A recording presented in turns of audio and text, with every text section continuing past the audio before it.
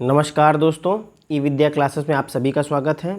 दोस्तों, इस वीडियो में हम लोग आर के प्रीवियस ईयर क्वेश्चन सॉल्व कर रहे थे, जिसमें से ये जो वीडियो है उसमें हम लोग 5 दिसंबर 2021 का पेपर सॉल्व कर रहे हैं। आज इस क्वेश्चन पेपर का पार्ट 2 हम लोग सॉल्व करेंगे। इससे पहले हम लोग पार्ट 1 सॉल्व कर चुके हैं। तो चलिए दोस्तों, वीडियो को स्टार्ट करते हैं। और ये रहा इस प्रैक्टिस सेट का पहला क्वेश्चन। जो ईश्वर में विश्वास रखता हो के लिए एक शब्द क्या होगा।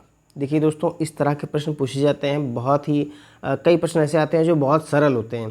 तो दोस्तों, आप ये बिल्कुल मत सोच के जाइए कि आप आर का पेपर है तो बहुत कठिन पूछा जाएगा। ऐसा कुछ नहीं है। आप जिस तरह की तैयारी कर रहे हैं बस उसका रिवीजन करते जाइए, आपका पेपर बहुत अच्छा होगा। तो देखिए दोस्तों, यहाँ हमारा पहला ऑप्शन है आस्थावान। अब देखिए, आस्थावान का अर्थ होता है आस्था रखने वाला।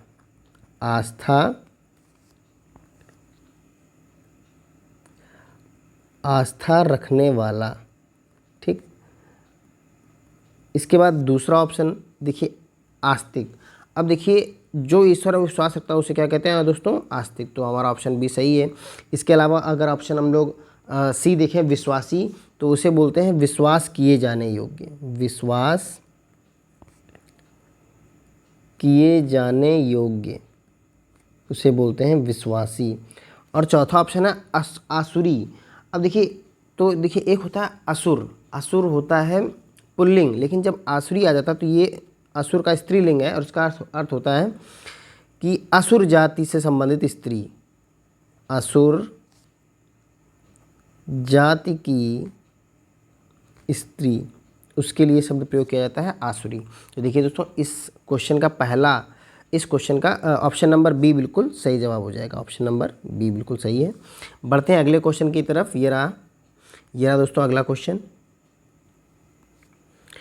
निम्नलिखित में से विशेष शब्द है। बताइए दोस्तों, इसका सही जवाब क्या होगा। ऑप्शन आपके सामने है।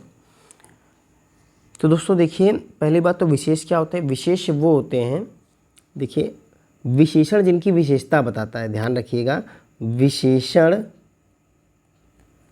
जिनकी विशेषता बताता है, उसे विशेष से कहते हैं। क्या कहते हैं? उसे विशेष से कहते हैं। ठीक दोस्तों, आपको ये पता होना चाहिए। अब देखिए, यहाँ पर हमारे पास ऑप्शन है विपन्न। अब देखिए दोस्तों, विपन्न का अर्थ होता है गरीब। क्या होता है? गरीब, निर्धन।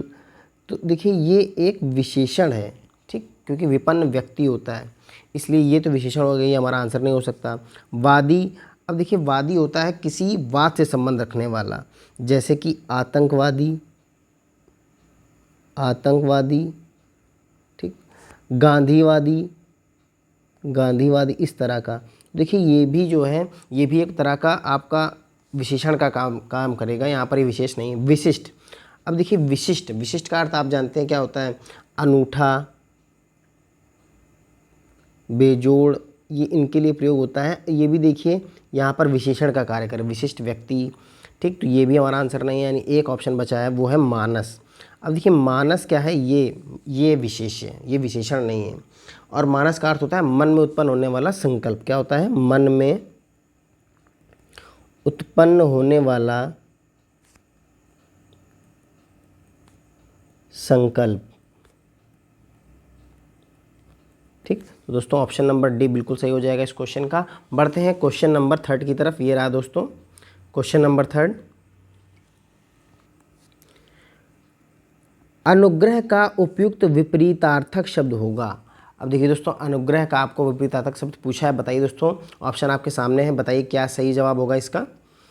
तो देखिए दोस्तों, पहले तो अनुग्रह का अर्थ समझिए। अनुग्रह का अर्थ होता है कृपा, प्रसाद। ये सब किसके पर्यायवाची हैं? ये हैं अनुग्रह के पर्यायवाची, ठीक। अब देखिए, इसका जस्ट उल्टा क्या है? तो पहला ऑप्शन है विग्रह।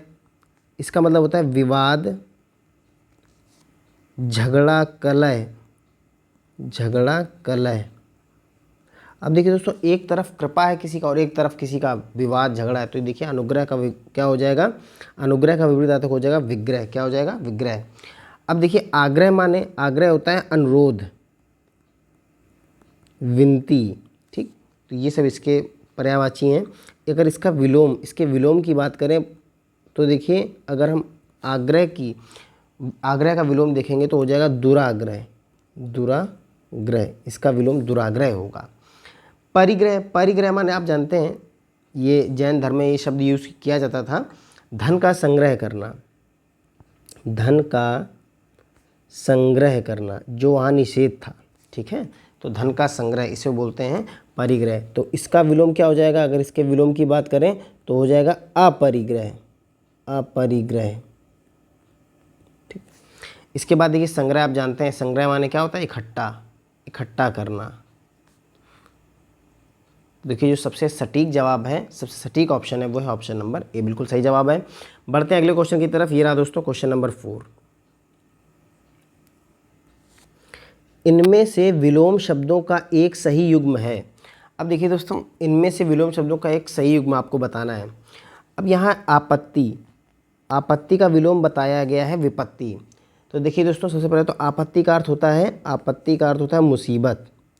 आपत्ति का अर्थ होता है, आपत्ति का अर्थ होता है मुसीबत, ठीक। अब देखिए दोस्तों, विपत्ति, विपत्ति का भी अर्थ मुसीबत होता है। तो जब दोनों का अर्थ सेम है तो एक दूसरे के विपरीत अर्थक तो हो नहीं सकते, इसलिए ये गलत है, पहला ऑप्शन तो गलत है। आपत्ति का विलोम होता है, अगर हम इसकी विलोम की बात करें, विलोम शब्द जो होता है वो होता है अनापत्ति। अनापत्ति, ठीक, ये होता है। अब देखिए यहाँ पर है अवर्षण और अनावर्षण। देखिए अवर्षण और अनावर्षण दोनों का ही अर्थ होता है सूखा। क्या होता है, दोनों का ही अर्थ है सूखा। तो अगर हम अवर्षण की, अवर्षण का विलोम शब्द अगर देखें क्या होगा तो वो होगा वर्षण। वर्षण होगा, अतिवर्षण होगा, ये सब इसके विलोम है। तो हमारा ऑप्शन नंबर ये बी भी गलत हो गया। गणतंत्र, जनतंत्र, दोनों का सेम अर्थ है। गणतंत्र का भी मतलब होता है जनतंत्र, ठीक, और इसका भी अर्थ सेम है। इसलिए देखिए यहाँ पर अगर इसका विलोम, गणतंत्र का विलोम अगर कुछ होता तो वो हो सकता था राजतंत्र। क्या होना चाहिए था, राजतंत्र। तो ये ज़्यादा सही होता है, इसलिए ये भी ऑप्शन गलत है। अब देखिए आदृत और एक है तिरस्कृत। एक में होता है आदर किया हुआ और एक है अनादर किया हुआ, तो यानी ऑप्शन नंबर डी बिल्कुल सही हो जाएगा। क्वेश्चन नंबर 4 का ऑप्शन नंबर डी बिल्कुल सही जवाब है। तो दोस्तों बढ़ते हैं अगले क्वेश्चन, क्वेश्चन नंबर 5 की तरफ। ये रहा क्वेश्चन नंबर 5। निम्नलिखित में हस्ती किस शब्द का तत्सम रूप है। हस्ती किस शब्द का तत्सम रूप है। तो देखिए दोस्तों, पहले हम देखते हैं ऑप्शन। ये है, पहला ऑप्शन है हाथ। अब देखिए दोस्तों, हाथ के अगर हम तत्सम की बात करें तो हस्त बोलते हैं, हस्त। अगर इसके और पर्यायवाची की बात करें, बाहु बोलते हैं, बाहु। कर होता है भुजा, पाड़ी, ये सब इसके पर्यायवाची हैं दोस्तों, ठीक, आपको याद रखने हैं। कोई भी आपसे पेपर में पूछा जा सकता है, बाह, ये भी इसका पर्यायवाची होता है। हार की अगर बात करें तो आप जानते हैं पराजय, शिकस्त, ठीक, तो ये हो गए हार के पर्यायवाची। हाथी की अगर बात करें तो देखिए दोस्तों, नाग, नाग, राज, कुंजर, कुंजर, कुंभी,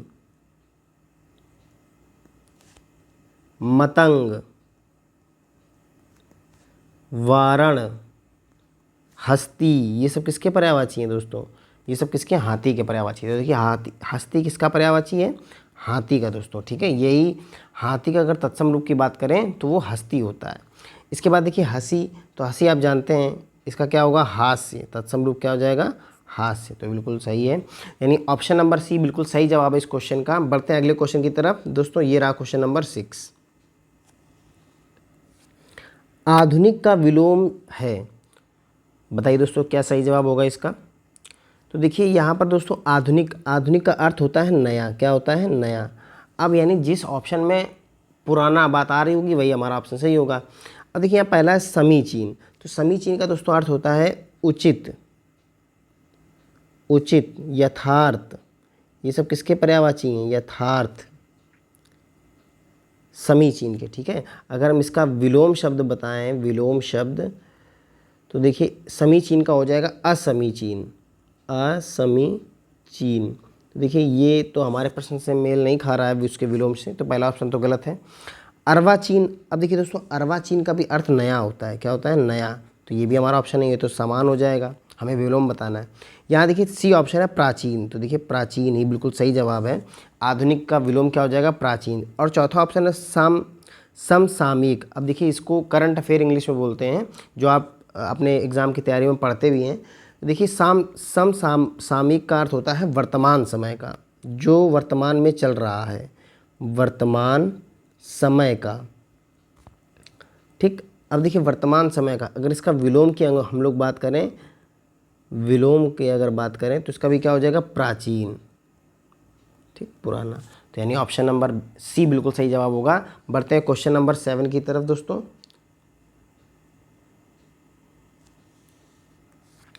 जो युद्ध में स्थिर रहता है, इन अनेक शब्दों के लिए एक शब्द क्या होगा, बताइए दोस्तों।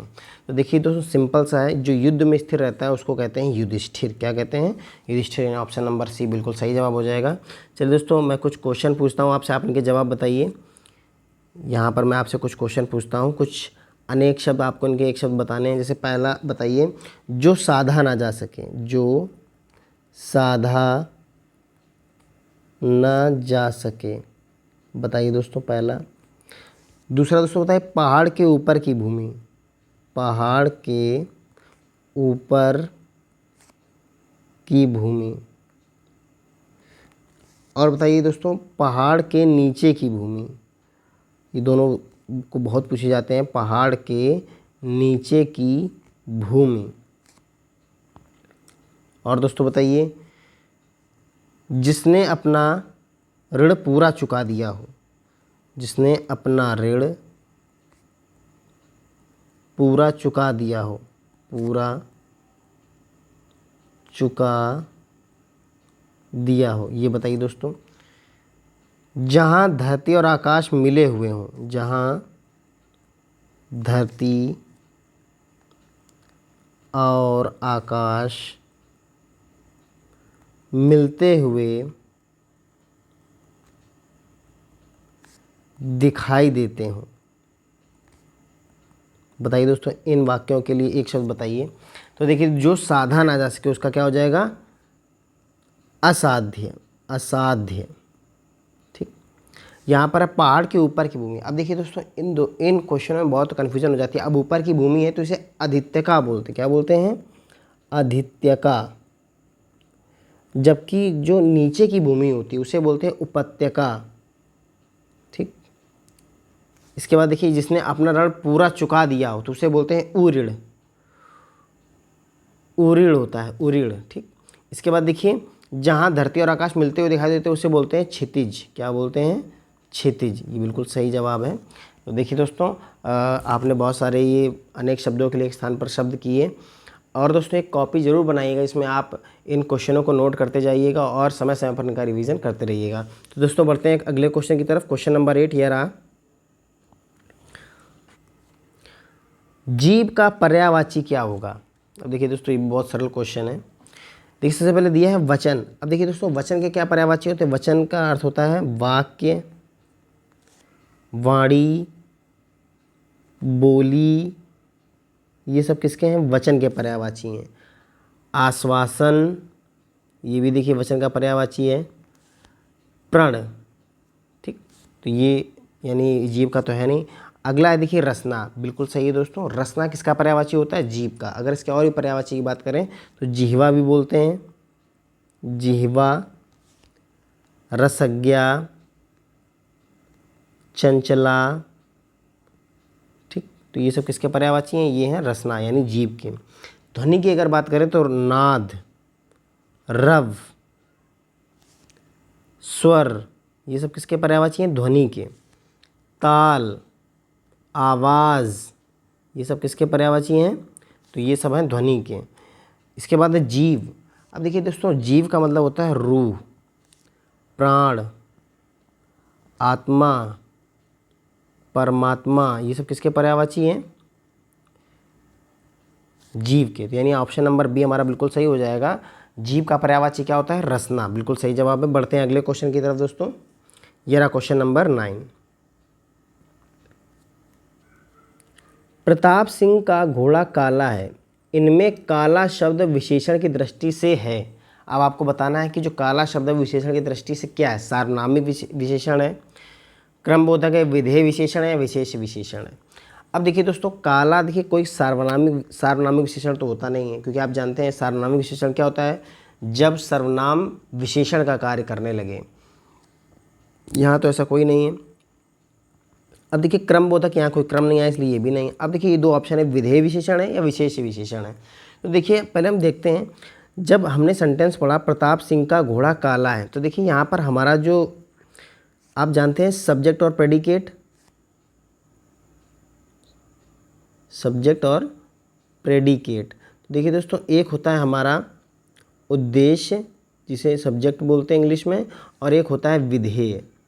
ठीक, तो देखिए यहाँ पर जो सब्जेक्ट है हमारा यानी कि प्रताप सिंह, उद्देश्य जो है, अब देखिए ये प्रताप सिंह की विशेषता नहीं बता रहा, बल्कि उनका जो विधेय है यानी कि ये घोड़ा, ठीक, तो ये जो घोड़ा है वो कैसा है, काला है। तो यहाँ पर किसकी विशेषता बताई जा रही है, विधेय की विशेषता बताई जा रही है। यानी यहाँ पर ऑप्शन क्या हो जाएगा, ऑप्शन नंबर सी बिल्कुल सही हो जाएगा, विधेय विशेषण है ना कि विशेष विशेषण। ठीक है, तो ऑप्शन नंबर सी बिल्कुल सही जवाब हो जाएगा। तो बढ़ते हैं दोस्तों अगले क्वेश्चन की तरफ। ये रहा क्वेश्चन नंबर 10। प्रयागराज में 10वां व्यक्ति कोरोना पीड़ित है में 10वां शब्द क्या है। अब देखिए दोस्तों, जब भी आपसे इस तरह के क्वेश्चन पूछें जिसमें से क्रम आ जाए, पहला, दूसरा, तीसरा, तो देखिए उसका सही जवाब क्या होगा दोस्तों, क्या होगा, क्रमवाचक विशेषण। क्या होता है, क्रमवाचक। अगर इसके अलावा हम लोग गणनावाचक की बात करें तो इसमें गिनती आती है, 1, 2, 5, 10, इस तरह से इसमें गिनती आएंगी, तो वहाँ आप लगाएंगे गणनावाचक। आवृत्तिवाचक में आप जानते हैं दोस्तों, इसमें गुने की बात होती है, 1 गुना, 2 गुना, 3 गुना, 4 गुना, इस तरह से। यानी कि जैसे 2 गुना आ जाए, 2 गुना, 5 गुना। पीछे के प्रश्नों में भी हम इन तरह के प्रश्नों को बहुत देखा है, 5 गुना। तो ये सब किसके हैं, ये आते हैं आवृत्तिवाचक में। इसके बाद समुदायवाचक की अगर बात करें तो देखिए इसमें इस तरह के शब्द आते हैं, दोनों, पाँचों, ठीक, तो इस तरह के शब्द आते हैं। तो आप समझ जाइए कि ये किसमें, समुदायवाचक में। तो यानी इस क्वेश्चन का सही जवाब है ऑप्शन नंबर बी, बिल्कुल सही है। बढ़ते हैं क्वेश्चन नंबर 11 की तरफ। ये रहा दोस्तों क्वेश्चन नंबर। देखिए दोस्तों, अगर आपको हमारी वीडियो अच्छी लग रही हो तो वीडियो को लाइक करें, अपने दोस्तों के साथ शेयर करें, और अगर आप हमारे चैनल में नए हो तो चैनल को ज़रूर सब्सक्राइब कर लें। दोस्तों अगर आप हम लोग को सपोर्ट करेंगे तो हम आगे आपके लिए और भी बेहतर वीडियो प्रोवाइड कर पाएंगे। तो चलिए दोस्तों देखते हैं क्वेश्चन नंबर 11। तिमिर का पर्यायवाची है। अब दोस्तों आपको तिमिर का पर्यायवाची शब्द बनाना है। देखिए पहला ऑप्शन दिया है प्रकाश। अब देखिए दोस्तों, प्रकाश, पहले तो तिमिर का अर्थ देख लीजिए। तिमिर का अर्थ होता है अंधकार, अंधेरा। तिमिर का अर्थ होता है अंधेरा। अब देखिए इसमें इसका पर्यायवाची क्या हो सकता है, तो प्रकाश तो देखिए दोस्तों हो नहीं सकता, क्योंकि प्रकाश तो इसके जस्ट विपरीत है, तो ये इसका पर्यायवाची तो है नहीं। फिर भी हम देखिए प्रकाश के अगर पर्यायवाची की बात करें तो देखिए प्रकाश का अर्थ होता है ज्योति, प्रभा, ठीक, ये सब किसके पर्यायवाची हैं, ये सब प्रकाश के हैं। अब देखिए यहाँ रात्रि, तो देखिए रात्रि और अंधकार दोनों अलग अलग शब्द हैं, ठीक, तो इसलिए देखिए ये इसका पर्यायवाची नहीं हो सकता रात्रि। और अगर रात्रि का पर्यायवाची हम लोग देखें तो रैन, बहुत ही महत्वपूर्ण, यामिनी, किसके पर्यायवाची हैं ये, रात के, तमी, निशी, त्रियामा, ये सब किसके हैं, ये सब रात्रि के पर्यायवाची हैं। तो यानी ऑप्शन नंबर बी भी हमारा सही नहीं है। सूर्य, देखिए अंधकार का सूर्य पर्यायवाची नहीं हो सकता। सूर्य के अगर पर्यायवाची की बात करें देखिए महत्वपूर्ण है दिवाकर, प्रभाकर, भास्कर, ये सब किसके हैं, ये सब है सूर्य के पर्यायवाची। और देखिए दोस्तों यानी एक ही ऑप्शन है हमारा डी बिल्कुल सही है, अंधकार बिल्कुल सही जवाब हो जाएगा इस क्वेश्चन का, 11 क्वेश्चन का ऑप्शन नंबर डी बिल्कुल सही जवाब है। बढ़ते हैं क्वेश्चन नंबर 12 की तरफ दोस्तों। ये रहा क्वेश्चन नंबर 12। हुताशन पर्यायवाची है। अब बताइए दोस्तों हुताशन किसका पर्यायवाची है। तो देखिए पहला ऑप्शन निर्धन। देखिए निर्धन के अगर पर्यायवाची की बात करें तो वो होता है रंक, दीन, दरिद्र, ये सब हैं हुताशन के पर्यायवाची, ठीक। अगर इसके बाद है ऑप्शन नंबर 2 अग्नि। अब देखिए अग्नि किसका पर्यायवाची है, तो देखिए अग्नि के जो पर्यायवाची होते हैं वैश्वानर, शुचि, एक होता है धूमकेतु, क्या होता है, धूमकेतु। कृशाणु, ये सब किसके पर्यायवाची दोस्तों, ये सब हैं अग्नि के पर्यायवाची। हुताशन, हुताशन भी किसका पर्यायवाची है दोस्तों, अग्नि का ही है। तो यानी ऑप्शन नंबर बी बिल्कुल सही जवाब हो जाएगा। अगर मैं यहाँ बात करें अगणित की, यानी जिसे गिना ना जा सके, यानी अनगिनत, अनगिनत, ठीक। असंख्य, असंख्य भी अगणित, जिसे गिना ना जा सके उसे बोलते हैं असंख्य। अब है अखंड, जिसके टुकड़े ना किए जा सकें, यानी कि वो पूर्ण है, पूर्ण, इसका पर्यायवाची क्या हो जाएगा, पूर्ण। समूचा, अविभक्त, अविभक्त, ये देखिए दोस्तों, ये सब जो ऑप्शन है, ये जो पर्यायवाची वो है अखंड के, यानी ऑप्शन नंबर बी इस क्वेश्चन का बिल्कुल सही जवाब हो जाएगा। हुताशन का पर्यायवाची क्या होता है, अग्नि होता है। बढ़ते हैं आज के क्वेश्चन नंबर 13 की तरफ। ये रहा दोस्तों आज का क्वेश्चन नंबर 13। निम्नलिखित में से किस शब्द की वर्तनी अशुद्ध है। अब आपको देखिए अशुद्ध वर्तनी बतानी है। देखिए सबसे पहले लिखा है ग्रहणी, देखिए बिल्कुल सही लिखा है दोस्तों, बिल्कुल सही ग्रहणी लिखा हुआ है। अगर हम बात करें हस्तक्षेप, बिल्कुल सही लिखा है, हस्तक्षेप भी बिल्कुल सही लिखा है। सदृश, सदृश मतलब होता है समान, सदृश का अर्थ है समान। जैसे मेरी पुस्तक सदृश तुम्हारी पुस्तक के सदृश है, सदृश है, तो वो समान, बिल्कुल सही लिखा हुआ है। लेकिन यहाँ जो ऑप्शन नंबर ए है वो देखिए दोस्तों गलत लिखा हुआ है। क्योंकि याज्ञवल्क्य इस तरह नहीं लिखा जाता, याज्ञवल्क्य, आधा ला और आधा ही का बनेगा दोस्तों, ठीक है, याज्ञवल्क्य। चलिए दोस्तों मैं कुछ आपसे वर्तनी पूछ रहा हूँ, आपको बताना है सही लिखा है या फिर इसमें कुछ अशुद्धि है। जैसे पहला बताइए विधि, विधि दोस्तों सही लिखा है या गलत है। समीक्षा बताइए, समीक्षा। बताइए दोस्तों स्थायी, इसके अलावा बताइए प्रणिवृंद। तो बताइए दोस्तों इसका क्या हो जाएगा। देखिए विधि नहीं होता है, विधि होता है, विधि। आधा वा और आधा ही, आधा वा मैं बोल रहा हूँ, मतलब कि छोटी की मात्रा वी पे भी, वा पे भी और धा पे भी छोटी की मात्रा। समीक्षा, देखिए समीक्षा में माँ में बड़ी की मात्रा लगेगी, ठीक। स्थाई की बात करें तो स्थाई नहीं होता, स्थाई होता है, या बनाएंगे आप, या बना के बड़ी की मात्रा। प्रणिवृंद नहीं होता है, प्राणिवृंद होता है, और प्राणी भी ध्यान रखिए छोटी की मात्रा वाला, प्राणिवृंद, ठीक। तो ये देखिए दोस्तों ये रहा इसके सही जवाब। तो यानी इस क्वेश्चन का सही जवाब ऑप्शन नंबर ए याज्ञवल्क्य गलत लिखा हुआ था। तो बढ़ते हैं अगले क्वेश्चन की तरफ। ये रहा दोस्तों क्वेश्चन नंबर 14। चौथा का तत्सम शब्द क्या है। अब देखिए दोस्तों चौथा का चतुष्पद नहीं होता, चतुष्क नहीं होता, चतुष्काठ नहीं होता, चतुर्थ बिल्कुल सही जवाब है, ऑप्शन नंबर डी बिल्कुल सही जवाब है।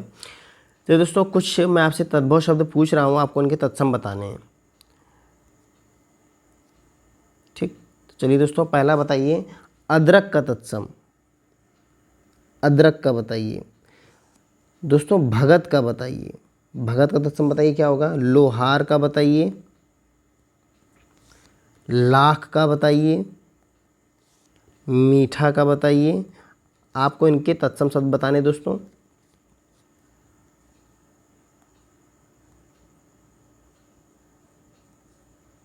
चलिए दोस्तों देखिए अदरक का क्या होता है, आर्द्रक होता है, आर्द्रक, ठीक। देखिए भगत की अगर बात करें तो भगत का तत्सम होता है भक्त, क्या होता है, भक्त। लोहार की अगर बात करें तो होता है लौहकार, तत्सम क्या होगा, लौहकार। लाख को बोलते हैं तत्सम में लक्ष्य, लक्ष्य। मीठा का क्या होता है, मिष्ट। जैसे इस तरह का एक आता है मिष्ठान, मिष्ठानम नहीं होता है, मिष्टान्नम होता है, मिष्टान, मिष्टान होता है, ठीक। तो आप याद रखेंगे। यानी क्वेश्चन नंबर 14 का ऑप्शन डी बिल्कुल सही जवाब हो जाएगा। बढ़ते हैं अगले क्वेश्चन की तरफ दोस्तों। ये रहा क्वेश्चन नंबर 15। घोड़ा का उपयुक्त तत्सम शब्द है, घोड़ा का आपको तत्सम शब्द बताना है। देखिए दोस्तों घोड़ा का अश्व बिल्कुल सही है, अश्व भी होता है। घोटक, घोटक भी इसका तत्सम है। तुरंग यानी ऑप्शन डी सही हो जाएगा, यानी सारे ही बिल्कुल सही हैं। लेकिन दोस्तों देखिए अब अगर इनमें बात करें, देखिए अश्व भी तत्सम है और घोटक, तुरंग, ये सब तत्सम ही हैं।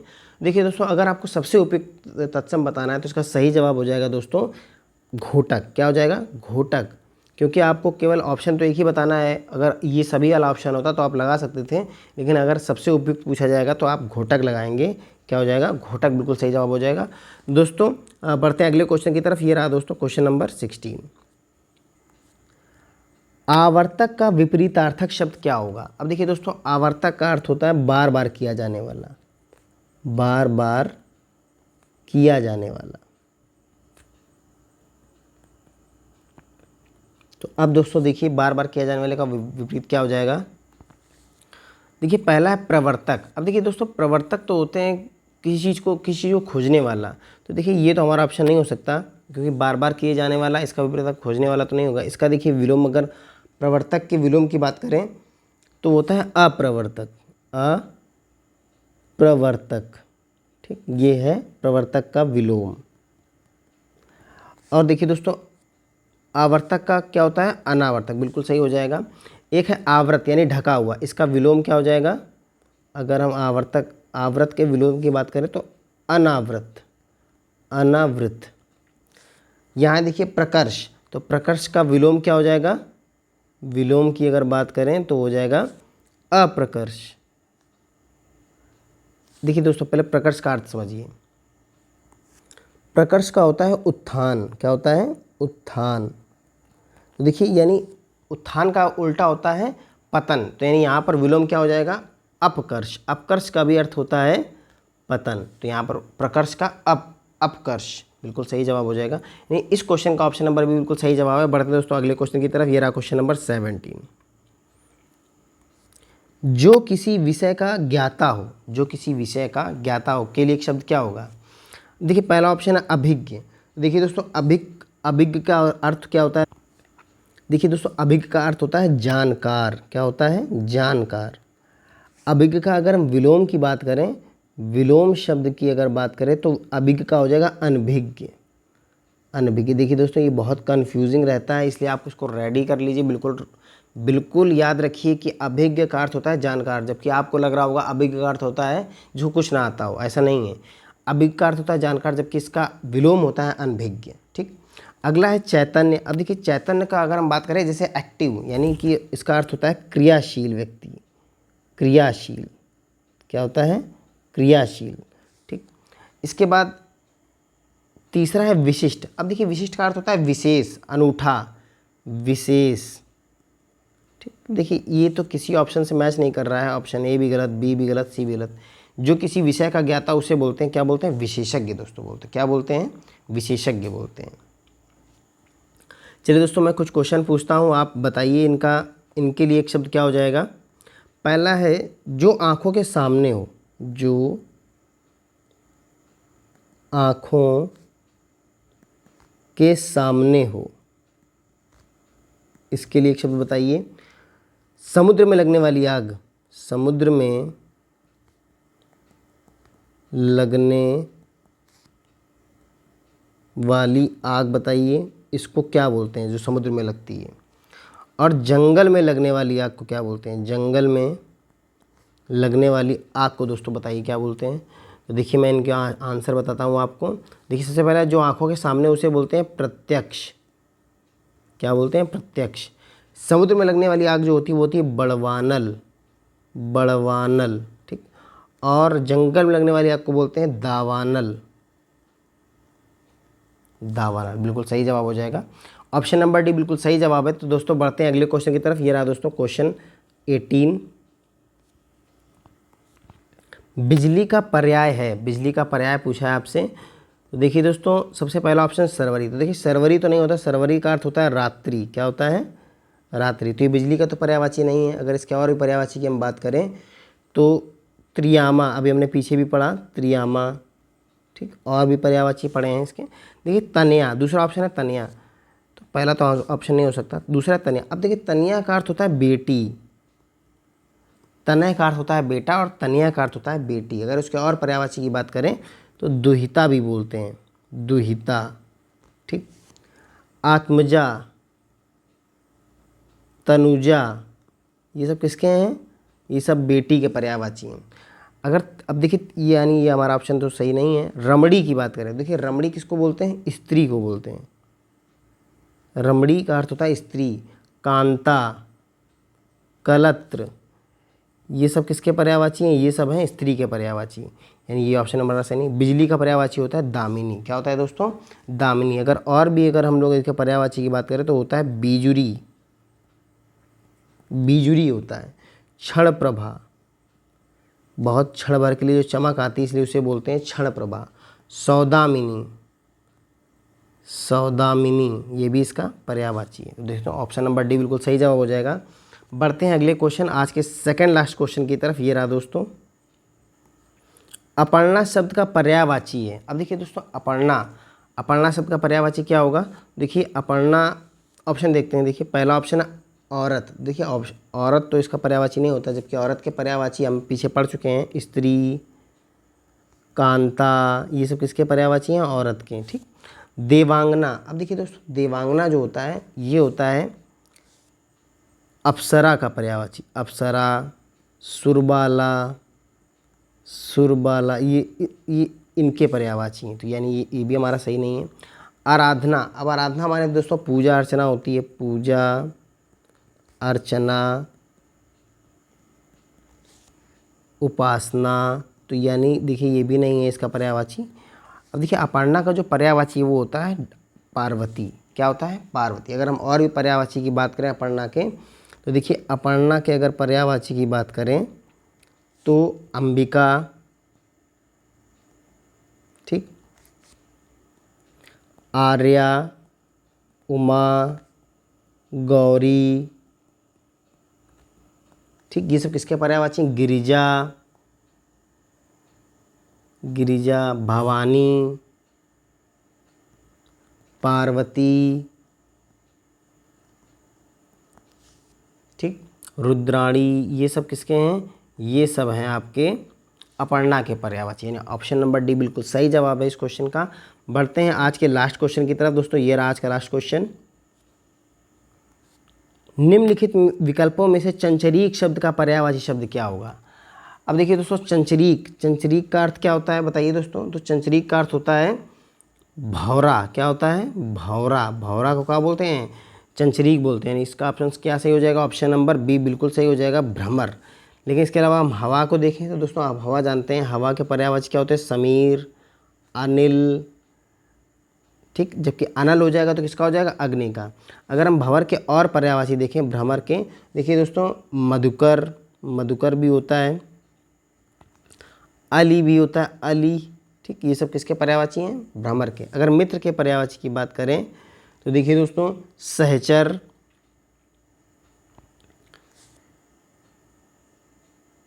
बंधु, मनमीत, ये सब किसके पर्यायवाची हैं? ये सब है मित्र के। अगर पुत्र की बात करें, देखिए दोस्तों अभी पीछे हमने पुत्री का देखा था, यहाँ अगर पुत्र हम देखेंगे, देखिए पुत्र के होते हैं सुवन, तनुज, तनय, नंदन, ये सब किसके पर्यायवाची? ये सब हैं पुत्र के। सुवन, तनय, जबकि अगर तनया कर देंगे तो ये बेटी का पर्यायवाची हो जाएगा। ठीक है, तनुज,